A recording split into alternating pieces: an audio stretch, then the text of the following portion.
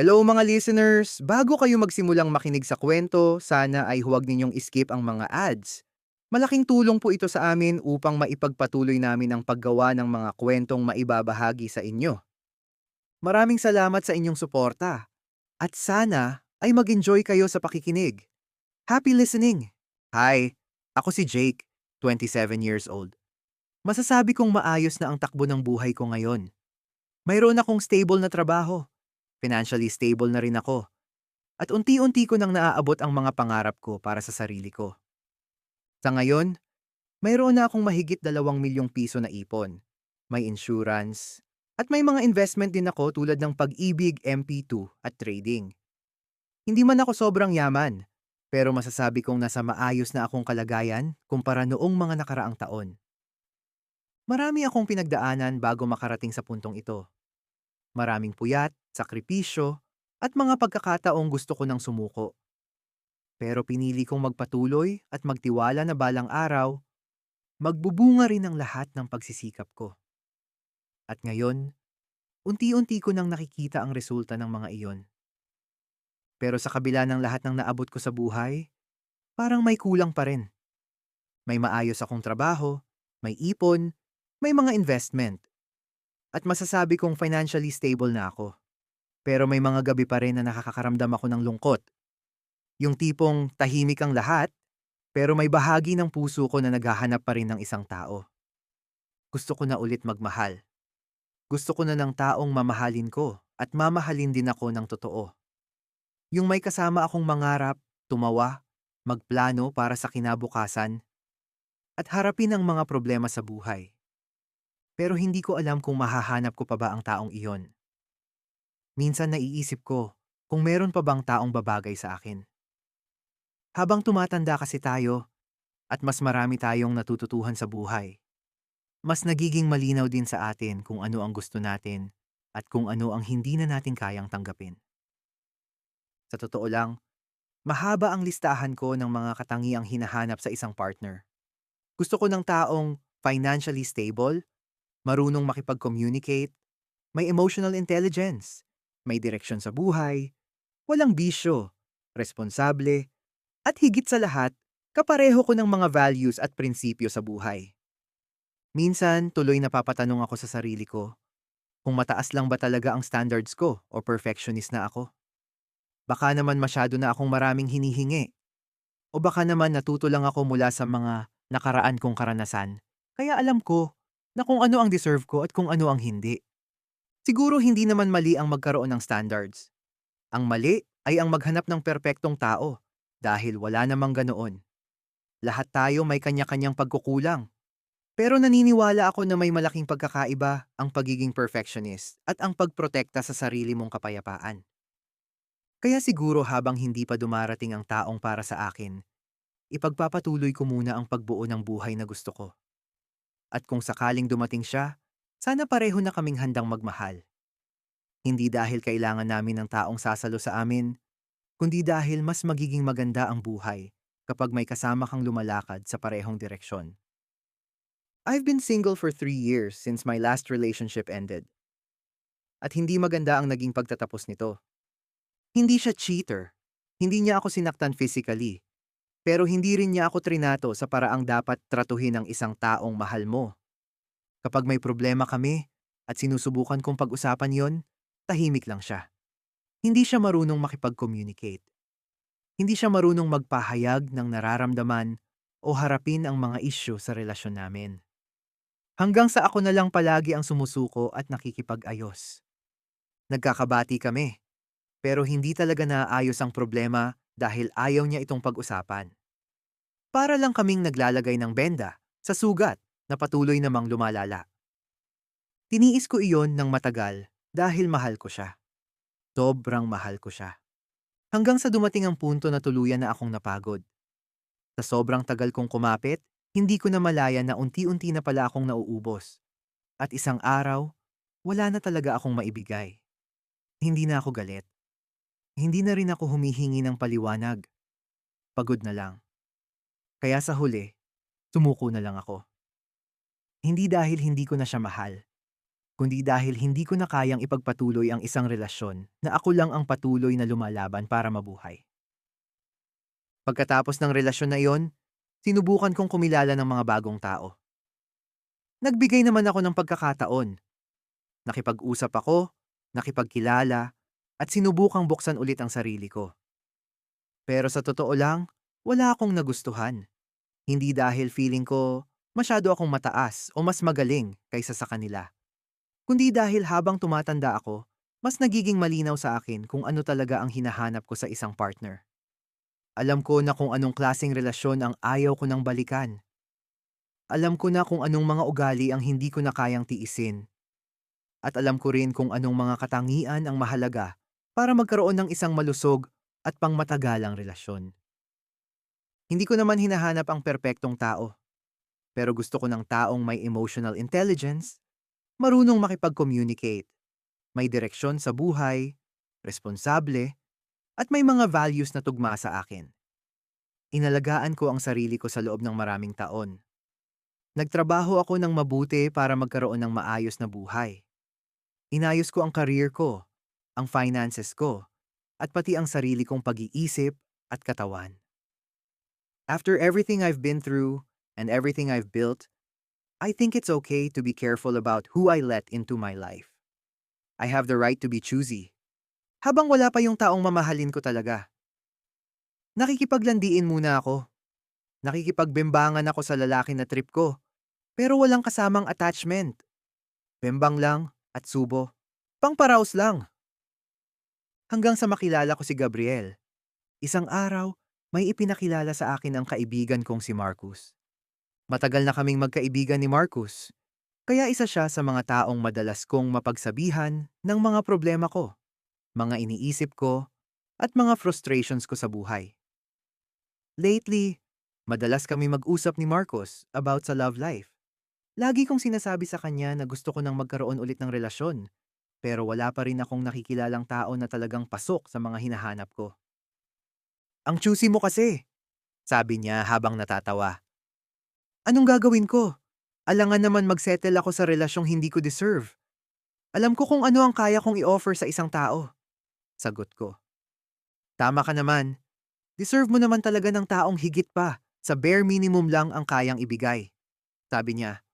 Napabuntong hininga ako. Sa totoo lang, minsan naiisip ko na baka hindi na ako makakakita ng lalaking mamahalin ko. Sabi ko, tigilan mo nga yan. 27 ka pa lang. Hindi ka pa matanda. Sabi niya sabay tawa. Ewan ko, parang habang tumatanda ako, lalong umiikli ang listahan ng mga taong nagugustuhan ko. Sagot ko, well, baka may ipakilala ako sa'yo. Hindi ko lang alam kung magugustuhan mo siya dahil masyado kang selective, pero feeling ko match kayong dalawa. Sabi niya. Sino naman? Tanong ko. Na-meet ko siya sa isang event before. Tapos napapadalas yung usap namin. Si Gabriel, pumapatol din siya sa kapwa niya lalaki, pero walang nakakaalam. Kagaya din natin siya. Sabi niya, teka lang, baka tira-tira mo, na yan ha. Baka nakabembangan mo na yan. Or baka natikman mo na. Ayoko ng ganyan. Pass ako. Sabi ko, baliw ka talaga. Hindi, uy. Sabi niya, sure ka? Tanong ko. Oo. Sa katunayan, crush ko nga siya. Gusto ko din siya matikman pero wala akong pag-asa. Matino kasi ito. Mabait pa. At tingin ko talaga match kayong dalawa kaya sayo ko na lang siya ibibigay. Sabi niya. Patingin nga ng picture niya? Tanong ko. Agad namang kinuha ni Marcos ang cellphone niya at binuksan ang Instagram account ni Gabriel. Hindi ko naman inaasahan na magiging interesado ako. Sa dami ng taong ipinakilala sa akin noon, madalas ilang segundo pa lang ay alam ko na agad kung hindi ko sila type. Pero habang iniscroll ko ang profile ni Gabriel, unti-unti akong napahinto. Mukha naman siyang okay. Marami siyang picture sa beach. May mga kuha rin siya sa mga hiking trails at bundok. May nakita pa akong post niya habang naglalaro ng basketball kasama ang mga kaibigan niya. Mukhang active ang lifestyle niya. Tapos gwapo rin naman. Habang patuloy akong nag-scroll, may nakita akong video niya na kumakanta. Napangiti ako. Marunong pala din siya kumanta. At ang ganda ng boses niya. Meron din siyang mga random thoughts na pinopost. Tungkol sa communication sa relasyon. Tungkol sa personal growth. May isa tungkol sa pagprotekta sa peace of mind mo. Kahit minsan kailangan mong lumayo sa mga taong mahal mo. Habang binabasa ko ang mga yon, parang may kung anong kumuha ng atensyon ko. Parang may mga bagay na matagal ko nang iniisip na siya rin ang nagsulat. Parang magkapareho kami ng pananaw sa ilang bagay. Yung mga bagay na hindi ko mahanap ang tamang salita para ipaliwanag, parang naisulat niya ng eksakto kung ano ang iniisip at nararamdaman ko. Sinabi ni Marcos kay Gabriel na may gustong makipagkilala sa kanya. Sa totoo lang, ayoko sanang gumawa ng first move. Ewan ko ba, siguro dala na rin ng pride o dahil gusto kong makita kung interesado rin ba talaga siya. Kaya nagulat ako ng isang araw, bigla ko na lang nakita na nag-follow si Gabriel sa Instagram ko. Napangiti ako. Mukhang sinabi nga ni Marcos ang tungkol sa akin. Ilang oras ko ring pinag-isipan kung magpaparamdam ba ako o hindi. Hanggang sa nakita ko ang story niya. Picture yun ng aso niya na nakahiga sa sofa. Hindi ko na masyadong pinag-isipan. Nag-reply ako sa story niya ng, "Ang cute."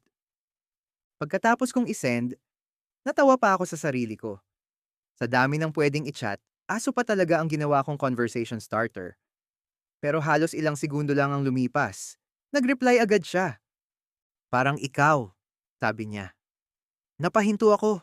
Paulit-ulit kong binasa yung reply niya. Tapos hindi ko na malayang nakangiti na pala ako habang nakatingin sa cellphone. Nag-reply ulit ako pero ng laughing emoji. Akala ko matatapos na doon ang usapan. Pero ilang segundo lang ulit ang lumipas, nag-chat siya. "Kamusta ka naman?" Tanong niya. "Okay naman. Ikaw ba?" Tanong ko din. "Okay lang din. Iniisip kita." Sabi niya. Pakiramdam ko namumula ang mukha ko habang nakatingin sa screen ng cellphone ko. Ang lakas niyang lumandi. Nag-reply ako sa kanya. Sinabayan ko lang ang kapilyuhan niya. "Bakit mo naman ako iniisip?" Tanong ko tapos meron laughing emoji. "Hindi ko din alam eh.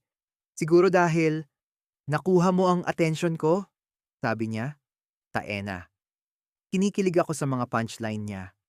"Wow, ang lakas mo naman." Sagot ko with laughing emoji. "Oo, malakas talaga ako. Kaya kitang buhatin habang binebembang kita." Sabi niya, tapos may laughing emoji din. "Ang bastos mo naman."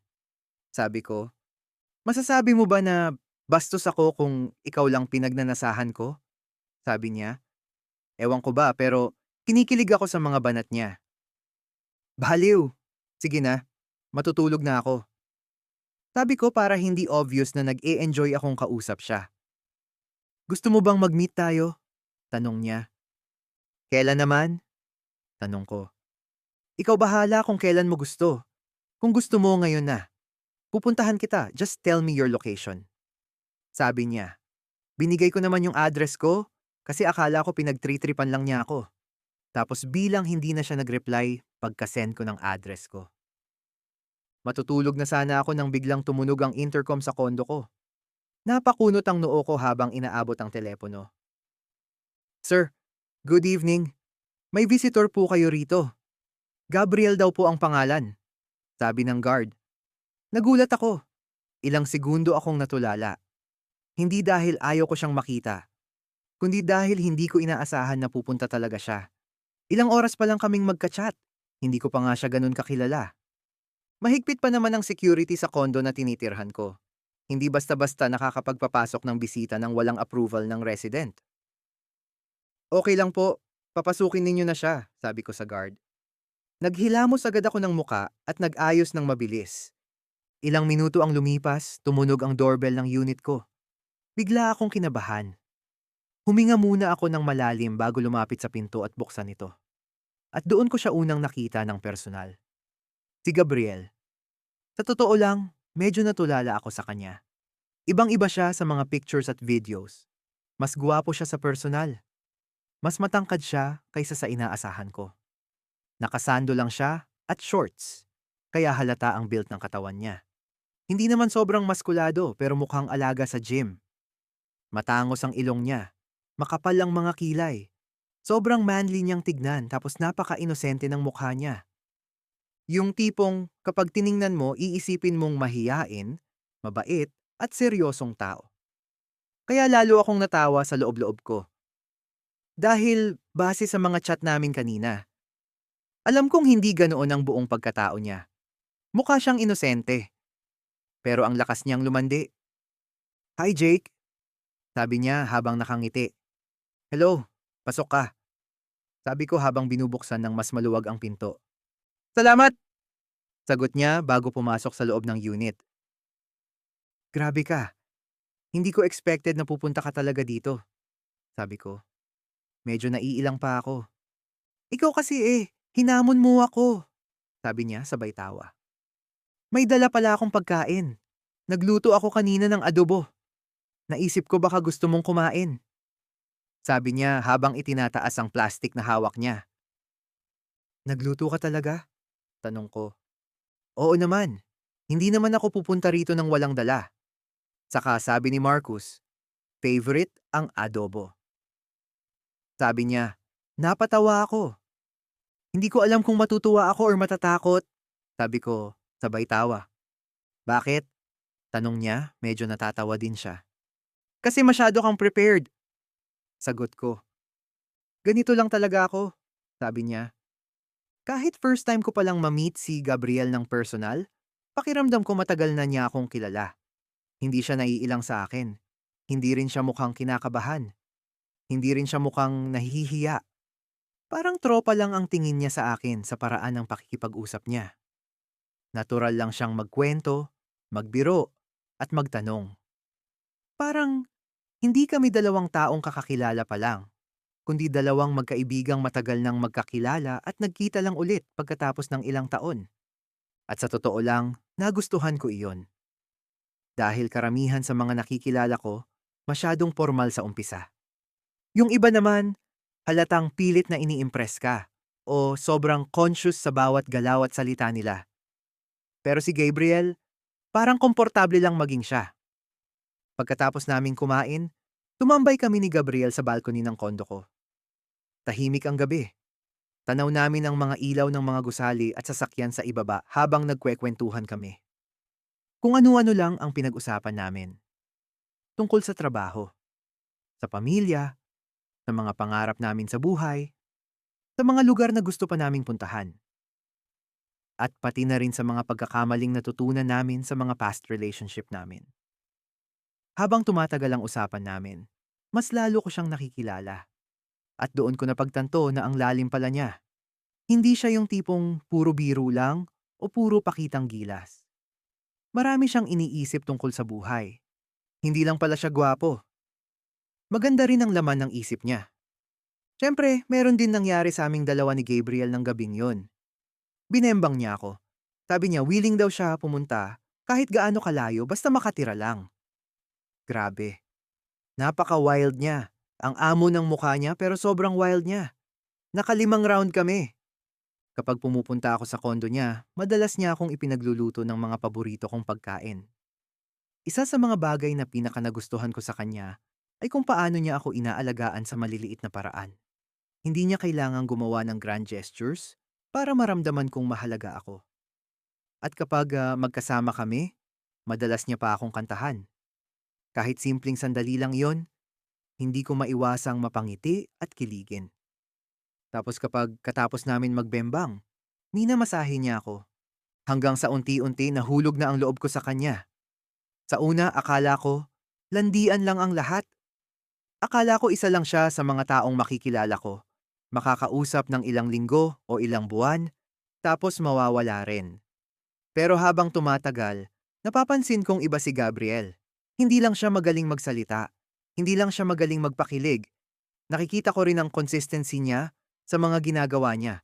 Yung mga bagay na sinasabi niya, ginagawa niya. He keeps his promises. Kapag sinabi niyang tatawag siya, tatawag siya. Kapag sinabi niyang magkikita kami, sisikapin niyang matuloy iyon. Kapag kailangan ko ng kausap, nandyan siya. Kapag may problema ako, nakikinig siya. At higit sa lahat, Hindi ko kailangang humingi ng effort mula sa kanya. Kusa niya itong ibinibigay. One time, habang nakatambay kami ni Gabriel sa balcony ng kondo ko at tahimik na nakatingin sa kalangitan, bigla siyang nagsalita. Kailan mo ba ako sasagutin? Tanong ni Gabriel. Anong sasagutin? Tanong ko medyo naguguluha. Sasagutin. Kailan mo ako sasagutin para maging boyfriend na kita at boyfriend mo na ako? Sabi niya. Nagulat ako sa sinabi niya. Nanliligaw ka ba? Tanong ko. Kasi parang hindi ko naman siya nakita or nagsabi sa akin na liligawan niya ako. Baliw ka ba? Araw-araw ako ang i-effort para sa'yo. Yung mga pinapakita ko. Hindi pa ba sapat yon? Sabi niya. Pero tumawa lang ako. Di, sinasagot na kita ngayon. Sabi ko habang nakangiti. Talaga ba? Tanong niya. Oo nga. Boyfriend na kita. Boyfriend mo na ako at akin lang yang ratbu mo. Sabi ko. Yes. O sa'yo lang ito. Aaraw-arawin ko'y pakain sa'yo ito. Natatawang sabi niya. At simula ng araw na yon, naging official na kami ni Gabriel. Boyfriend ko na siya at boyfriend niya na rin ako. Hindi ko maipaliwanag kung gaano ako kasaya noong mga sandaling iyon. Pagkatapos ng 3 taon na pagiging single, pagkatapos ng lahat ng pagdududa, heartbreak, at mga pagkakataong inisip ko kung makakakita pa ba ako ng taong mamahalin ko, sa wakas ay may dumating din. Maraming beses kong tinanong ang sarili ko noon, kung masyado ba akong mapili, kung masyado bang mataas ang standards ko, kung perfectionist na ba ako. Pero habang tinitingnan ko si Gabriel, napangiti na lang ako. Dahil na-realize ko na hindi pala mali ang magkaroon ng standards, hindi rin mali ang maghintay. Minsan, kailangan mo lang maging matiyaga hanggang dumating ang tamang tao. At para sa akin, si Gabriel ang taong yon. 5 taon na kami ngayon ni Gabriel. At masasabi kong masaya ako sa relasyon namin. Hindi perpekto ang pagsasama naming dalawa. Nag-aaway din kami. Nagkakatampuhan. May mga pagkakataong hindi kami nagkakaintindihan. May mga araw na pareho kaming pagod, stressed, o may mga personal na problemang kailangang harapin. Pero ang pinagkaiba ngayon, hindi namin tinatakbuhan ang mga problema. Pinag-uusapan namin ang mga bagay-bagay, kahit minsan hindi komportable. Kapag may nasaktan, nagsasalita kami. Kapag may hindi pagkakaunawaan, hinaharap namin. Kapag may problema, hindi namin hinahayaang lumaki nang hindi na pag-uusapan. Hindi laging madali ang mga pag-uusap na yon.